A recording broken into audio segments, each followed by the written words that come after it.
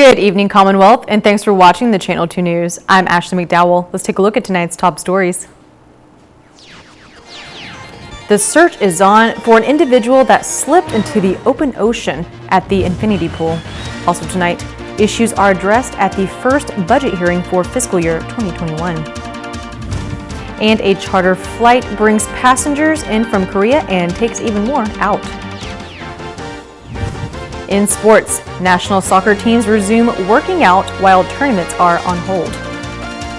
Stay with us, these stories and more are next. Thank you for being here with us. For finding ways to keep things happening. For making things feel a lot better. Thank you. Energize, realize, feels so good just to be alive. Time's a gift, my time is free. I can spend it on you, you can spend it on me. I can say you'll be blown away by the change you see me. And I feel alright, dance all night, put a little flavor in my life. Thank you for staying strong with us. And for us. Thank you for always connecting. For keeping us together. Thank you. Thank you. Thank you. Thank you. Thank you. Thank you for reminding us That despite this distance, We are still better together. Every day, I put the good stuff in. Yeah. Docomo Pacific. better together.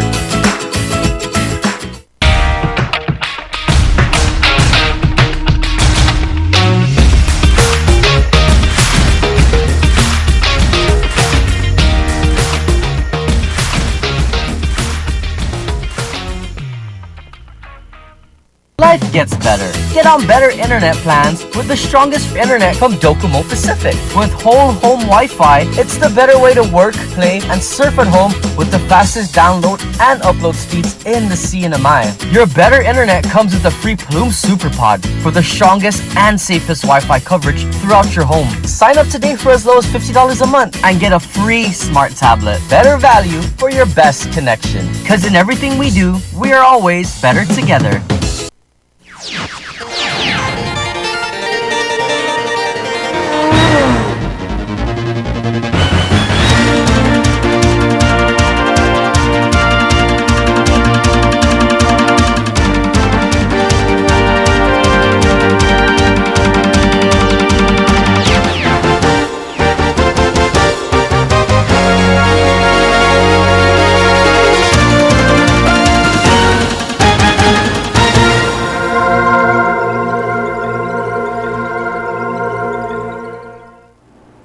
Halfa Day Tirawami and good evening, Commonwealth. Today is Monday, July 6th, 2020.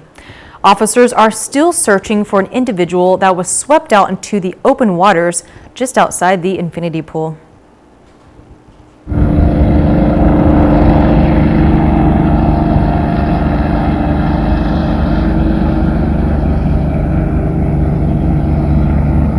That's the footage this morning right outside the infinity pool in Azteo, Saipan, as the search continues for Honorio, Riggy, and Cabo.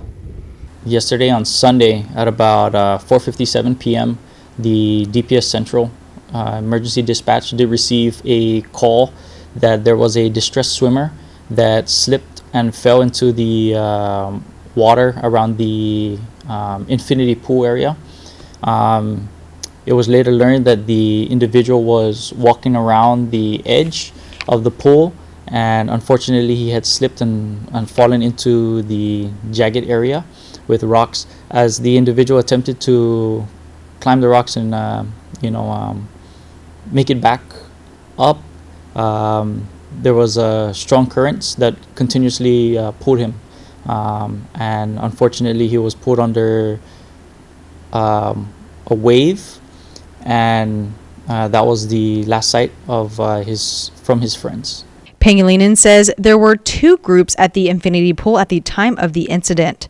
When officers were called to the scene, the rescue boats immediately started the search for Cabo. For air search, we have the 2 choppers, and then for the boats, we have 3 boats on the water that's conducting the search. We have 1 boat from the Division of Fish and Wildlife. They're helping us out as well. And 2 boats are the DPS impact boat and the DPS jet boat. We do have also the SARU, the DFEM Search and Rescue Unit, that is out doing a cliffline search as well as the water search as well. Glenn Pollacare is a resident in Esteo who says Nkabo's family members continued the search early this morning in hopes of finding anything that could lead them to their missing loved one.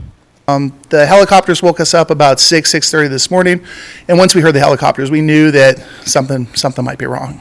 The parents had arrived upon the scene about 7 o'clock this morning before emergency personnel had been there, so the car was still there, the girlfriend's car was still there, what they had said, so I think they were going to go down and see what they could find.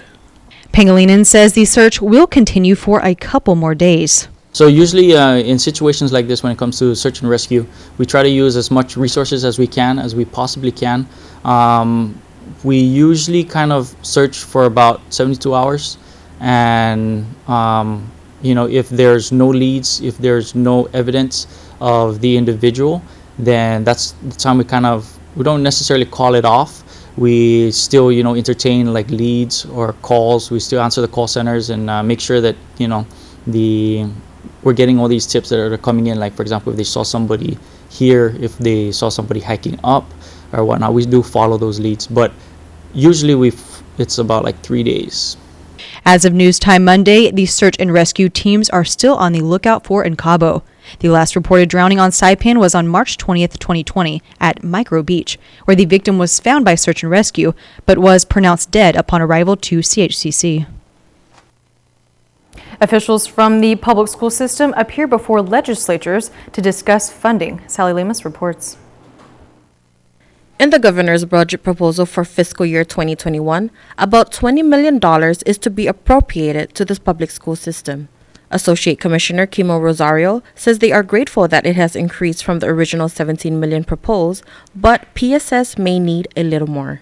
If we take this $20 million and apply it next fiscal year, $2.8 million will go to operations. The remaining $17.7 million will go to personnel. Now, how does this look like? PSS will need to reduce personnel costs by 47%. Either we reduce the workforce by 47%, which is impractical because we need our teachers. Today, PSS requests the House Ways and Means Committee to increase their budget to $25 million. Now, the reason why the commissioner came up with $25 million, we did crunch the numbers. We are fully cognizant that revenue collections are down, but $25 million, as I shared to the House Education Committee, is the magic number the PSS needs. Rosario says that with $25 million, $2.8 will go to operations and the remaining $22.2 million will go to personnel costs. Representative Tina Sablon raises questions on other expenditures. Whether we're talking about the $20 million proposed by the governor or the $25 million that we're asking for at this time, what portion of those funds would be used to cover the FEMA matching requirements so that repairs may continue? Zero. Again, the 2.8, that's for local matches, CUC, debt service. We have a USDA loan that we're paying back. USDA RD loan. Basically, the core obligations. It doesn't even cover fuel for our buses. The $2.8 million. And the remaining, which is 92%, payroll. And even with that amount, 25 million, 22.2 million for personnel, we still need to reduce personnel costs by 35%. Representative Ralph Yumo raises questions on whether PSS will borrow money in the future from other loan agencies. I don't think it's a good idea to put PSS into this kind of hardship in the loan especially. And not only that is that we all know that with CDA and NPLT is what are we going to do as collateral and repayment. We cannot commit the 2021 budget towards this loan because, or even with the 25% that's supposedly coming from the central government, because especially with the downfall. Another raised question was why the central office is not being funded by federal money. We can do it in regards to labor allocation, but in the labor allocation of the federal funds, for example, Head Start, we cannot take Head Start or spend money and pay Chemo, or I'm sorry, Associate Commissioner or the Commissioner out from that, because they are not fully working under that program in regards to, it had all federally funded grants. The grantor has their own required spending and certain percent that who will go to that money. Reporting for KSPN News, I'm Sally Lemis. In a separate hearing, the Northern Marianas College is requesting a budget double than what is being appropriated. In the governor's budget proposal for fiscal year 2021, $5 million is to be appropriated to NMC. But this afternoon, they requested for $10 million. Interim President Frankie Elliptico says the health of their employees is their biggest concern. In addition to austerity, Congressman, we also wanted to make sure we're doing our part to save costs. So we were, that's why I mentioned our staff are taking on more work, because we weren't able to readily fill some of the vacancies that have surfaced. If somebody left their position in the fiscal year, we're not necessarily filling it to be able to realize some of the savings. But again, sometimes that turns into a bigger cost, because there's fatigue, as well as you're spreading the you're diminishing the effectiveness of an employee, because one employee is taking on now 3 different roles. So we're not only looking at burnout, but we're also looking at the diminishing of quality of programs and services. Travelers were able to get off the island or on the island today by Jeju Airlines. Take a listen. Passengers filled the check-in counter at the Saipan International Airport today as Jeju Air brought in a charter flight from Korea. Since last April, we don't have a live-in flight, means we don't have any passenger inbound. But this is, I think, it's the first time to from Korea to here with the passenger. So it's very pleased to have that flight. The flight had 94 arriving passengers and 105 passengers departing on the flight back to Korea, all following COVID-19 safety procedures. We always assign seat for social distance, so passenger will be, if possible, give the social distance seating. Passengers from Korea arrival here, all passengers should be checked at Incheon Airport for their body temperature check. And some tourists have to get tested mandatory. Yes. Individuals must quarantine for 2 weeks when arriving into South Korea. Kim says plans are in the works for another Jeju charter flight on August 10th. Richard Pierce is a resident in the Sinamai and says the charter flight is a convenience for those catching connecting flights or looking to get back home. There's a lot of people that want to get home. There's people stranded everywhere. Yeah, until things straighten out, it's very nice of them to do this. I think the demand is greater for people in Korea that reside here to get back than it is for people to get out. But I'm just happy they're doing it. Asiana Airlines will also have a special Seoul-Saipan-Seoul charter flight on July 27th. This flight will be open to the general public with 174 seats available. Bookings can be made through Asiana Airlines website or by calling the Asiana office in Saipan at 670-288-2625. Coming up, Liberation Day in the Sinamai is still celebrated. The parade must go on. Check it out after the break.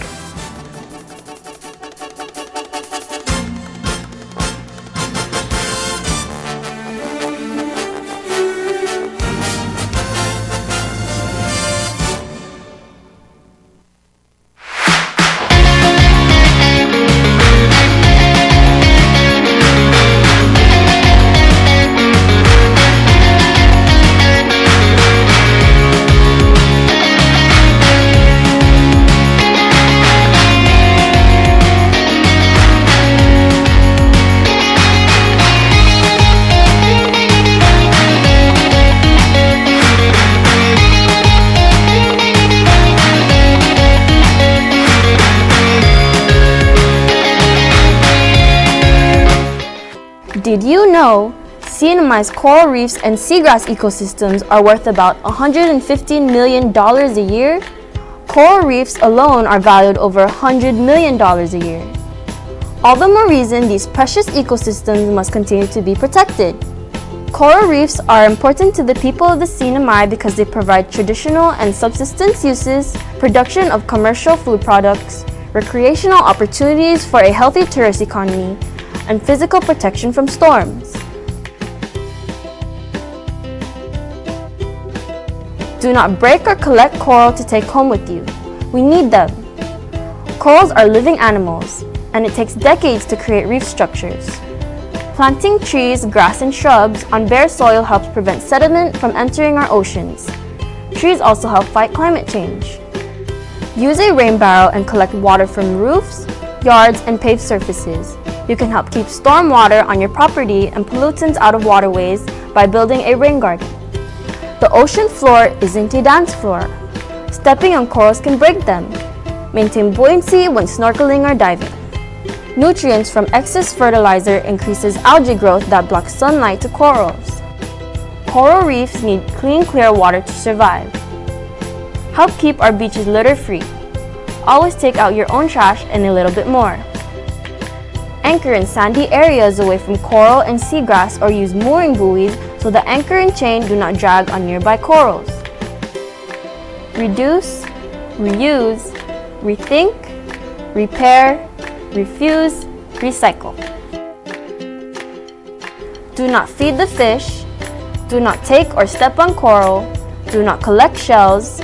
Do not fish. Help with local tree planting community events, local beach cleanups, and get involved in protecting your watershed. Participate in training or education programs that focus on reef ecology. You can make a difference. Please contact Mina to get involved in community conservation.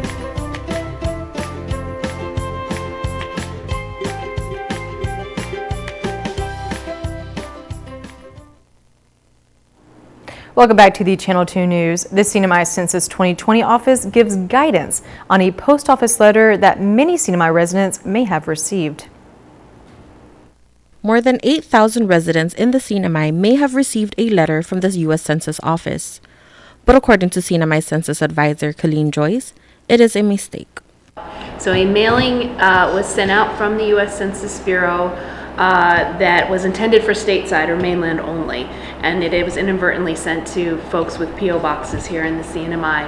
And it mentions that a numerator will be coming to your house, that if you, it talks about, provides a phone number and website for responding to the census. So we just wanted everyone to be aware that they should disregard that mailing. The phone number and the website listed in there are for the stateside operation only. The 2020 census for the CNMI is run locally, and their regular operations are still ongoing. So we are continuing with our procedures of enumerators coming to the home, conducting the interviews in person. We do have the telephone option, but the phone number for that would be for the residents to call our office at 682-2020. And they do need to have a notice of visit delivered to their home first before they call in, because that provides some information that we need in order to conduct the interview over the telephone. So we just want to get that word out. The Census Bureau apologizes that that mailing went out inadvertently with some incorrect information for the CNMI. It is an urgent concern for the CNMI Census Office because the mailing was delivered to 8,400 residents. People already been calling in as of this morning. And of course, Colleen had verified with Census headquarters, and he wasn't really, somebody didn't filter out the CNMI zip codes, as well as my understanding Guam and American Samoa and U.S. Virgin Islands. So they're all receiving this pamphlets or notice. Office Manager Clyde Narita says about 64% of CNMI residents have already been counted, and hope the number increases as they reach the end of July. Reporter for KSPN, I'm Sally Limis. In the midst of a global pandemic that has put celebrations on pause, the CNMI community still commemorates an important day. Here is a sights and sounds of July 4th in the CNMI. Happy birthday, America! Ready? Okay, 1, 2, 3!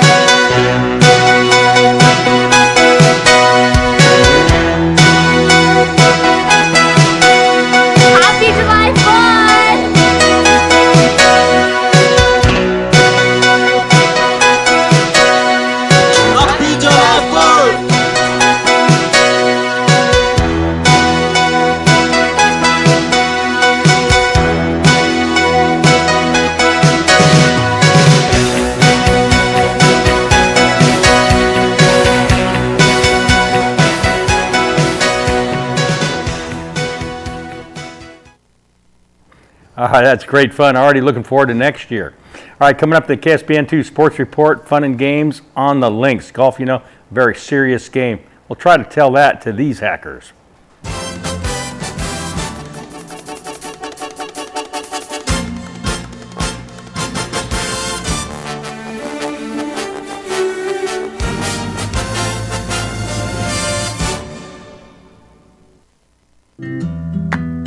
We are with you. At times when you need us most, you can count on us to be there. When you need someone to talk to. When you need to stay informed. When you need to brighten your day. When you need to stay connected. We are here keeping our promise that while the world is changing, we keep working so you can keep connecting. We are your Docomo Pacific family, and we are here to help.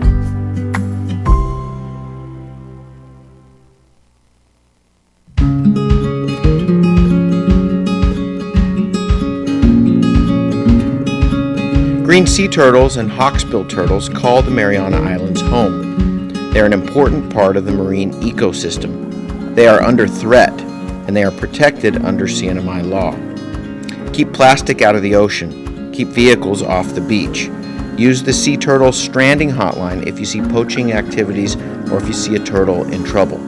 Call 287-8537 and save a turtle.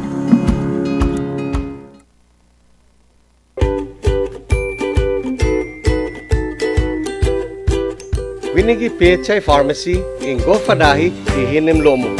Our complete line of pharmaceuticals and lowest prices ensure you get the treatment that you deserve. Our compassionate, friendly, multilingual staff will take the time to get to know you, explain your medications to you, and answer any questions that you may have. Ngere eyor sumaye uhalweres ren, kutsu wayor safeye emal ebalisiu klalyam weres. Inumin ang inyong gamot ayon sa inireseta ng inyong doktor at alinsunod sa bilin ng inyong parmasutiko.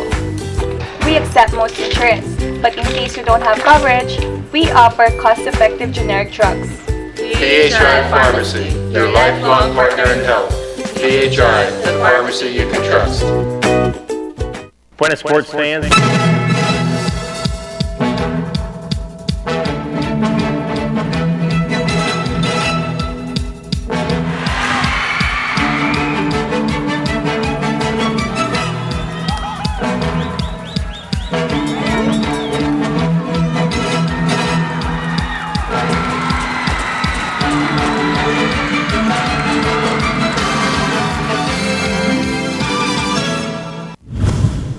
Buenas sports fans, during normal times this month, we'd be announcing international tournaments for our national soccer teams. But this is 2020. Nothing's normal. Early Monday morning, fresh ocean breeze is blowing in from the east before the sun burns a hole in the atmosphere.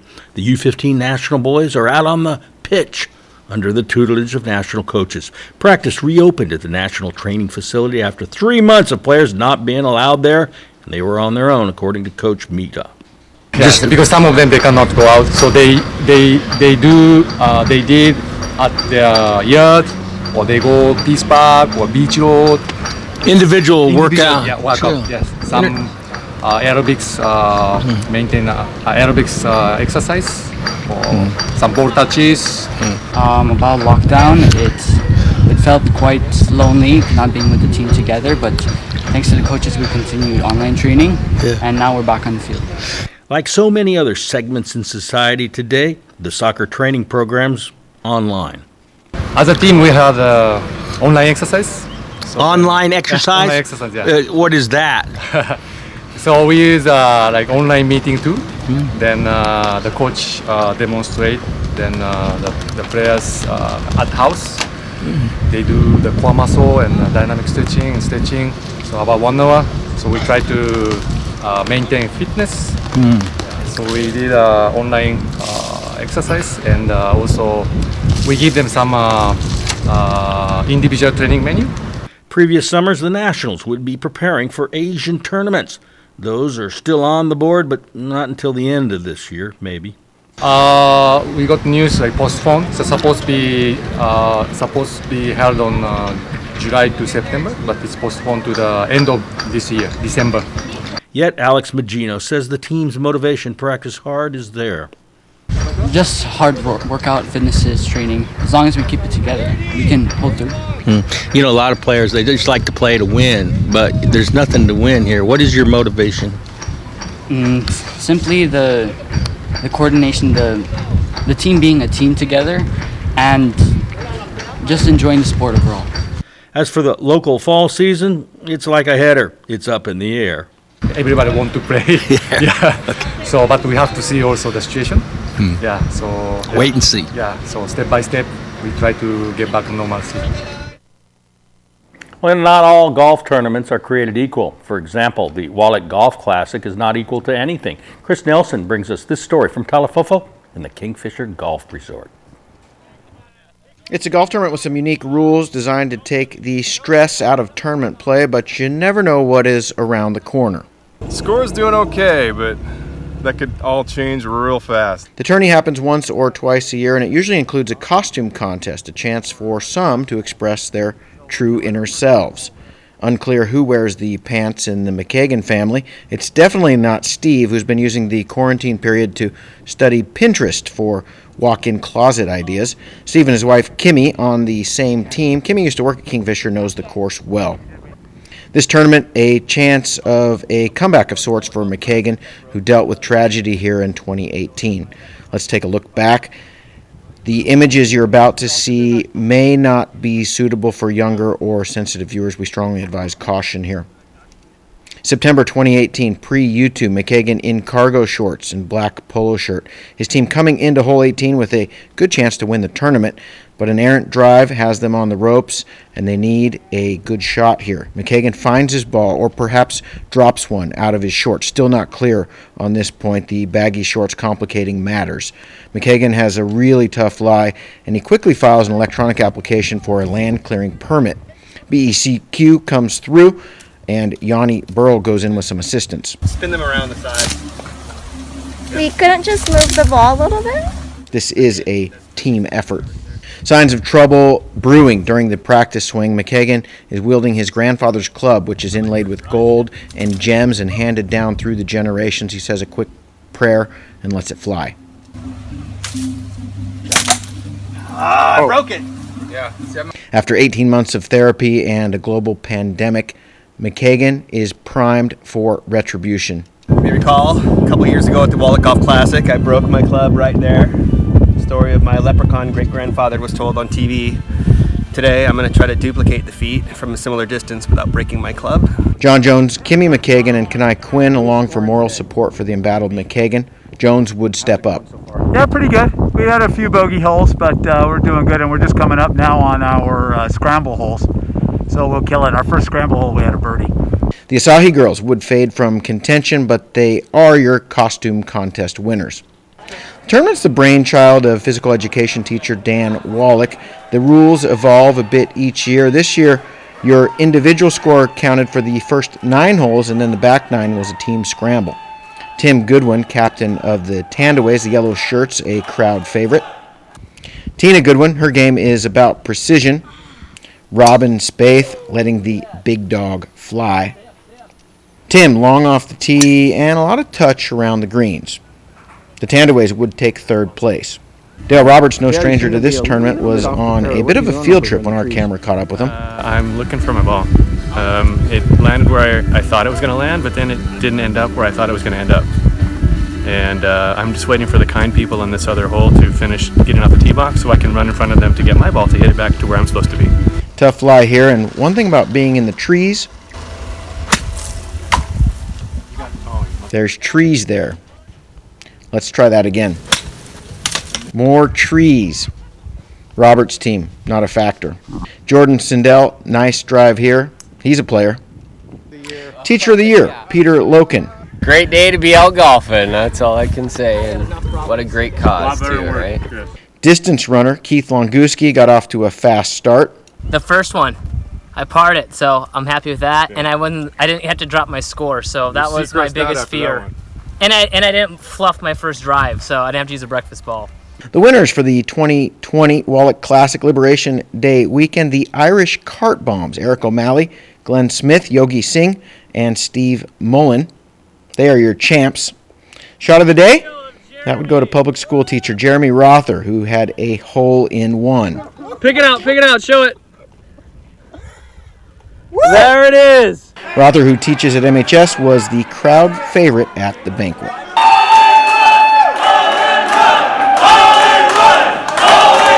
Chris Nelson for the Channel 2 News. Here's the windup and the pitch. I don't believe what I just saw! Let's roll at Gold's Gym Saipan with group exercise for every body. Total Resistant Exercise, or TRX, helps develop your core and improve strength. And Zumba toning is probably the funnest way to get fit. The Shake Cafe is a great place to stop by for a meal replacement or supplements. Today is the first day of the rest of your life. Go-karts, off-roading, and the driving range now open at Marianas Trekking. Go-kart track will be open Fridays, Saturdays, and Sundays with 50% off when you book online at marianastrekking.com, hours 4 p.m. to 7 p.m. Use the promo code HAFA50 to get your discount. Off-roading is open too by reservation. Come on a 90-minute trail ride that is perfect for families. Book online at marianastrekking.com. Golfers, come practice on the driving range. You can even pay online, and we will have the balls waiting for you. Come see us weekends at Marianas Trekking, 323-8735.